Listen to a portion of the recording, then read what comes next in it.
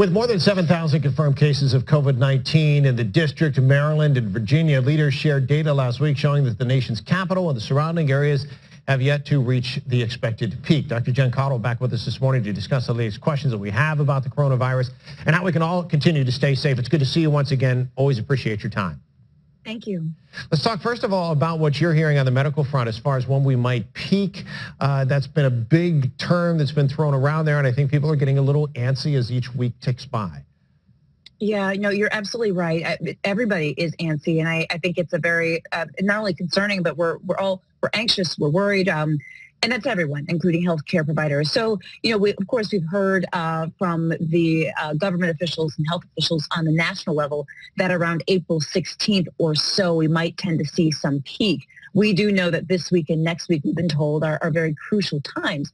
However, I would say that depending on where we are in the country, which state or locality we might be in, we might see peaks at different times. Of course, we've seen states like New Jersey, which I practice in, New York, having peaks a little bit earlier, or at least having increased cases earlier. So I think we need to see what happens on a local and individual level, but we certainly do know that these next 2 weeks are very important. Sure. Let's talk about a couple of things that we've been hearing a lot about from the top here in Washington, all across the country. One of them is the masks. And I noticed yesterday on my social distancing walk, more and more people have been wearing them here in the D.C. area. Are you in the camp that recommends wearing them? And if so, are we protecting ourselves or are we protecting others?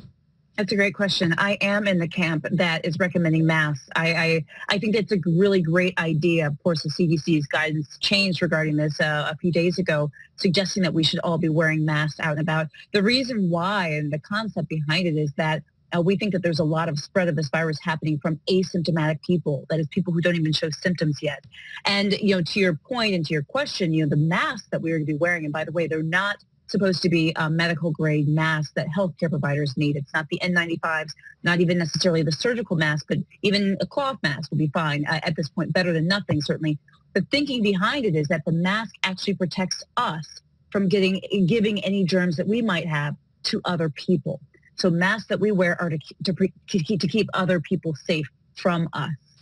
So let me take that a step further, Doctor, because one of the questions that has surfaced recently is, it started as a 6-foot guideline, and then people said, look, this could extend more than 6 feet, potentially more than 20 feet as far as the germs that are spraying from us if we cough or if we sneeze.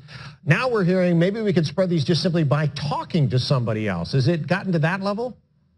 Well, what's happening is that every single day we're learning more and more about this virus. We continue to call it the novel coronavirus because novel, it means new, and it really is new to us. There's simply a lot we don't know. And so you're right, as every day and week goes by, we're getting more and more case reports and reports about what's happening on the ground, not only here in the States, but in other countries. I think we're going to continue to learn more about how this virus is spread overall and the exact distance and things like that. But right now, every day is almost a new day. So we're putting that information together, definitely. So while we have you, before we let you go, I know we're talking a lot about, making sure that we don't contract the virus. But the other thing here is you have so many more people who are perfectly healthy, but they are staying home. They're cooped up right now. They're not able to exercise nearly as much as they could. They might not be eating well, and they might quite honestly be mentally frustrated. What's the best advice? Yeah, it is. This is a tough time. My best advice is, first of all, to remember that the best thing we can be doing for ourselves, our families, and for other people is this social distancing and staying at home. I do know it's difficult. It's difficult on all of us. But the way I think about it, or try to, is that what would be even more difficult is if many of us became ill with coronavirus. And we are seeing those numbers increase in some places.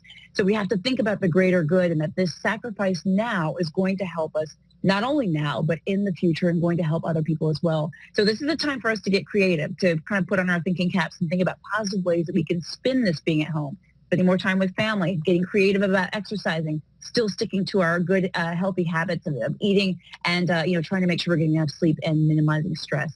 Those are some of my best suggestions. And we know that sometimes we just need that little extra reminder.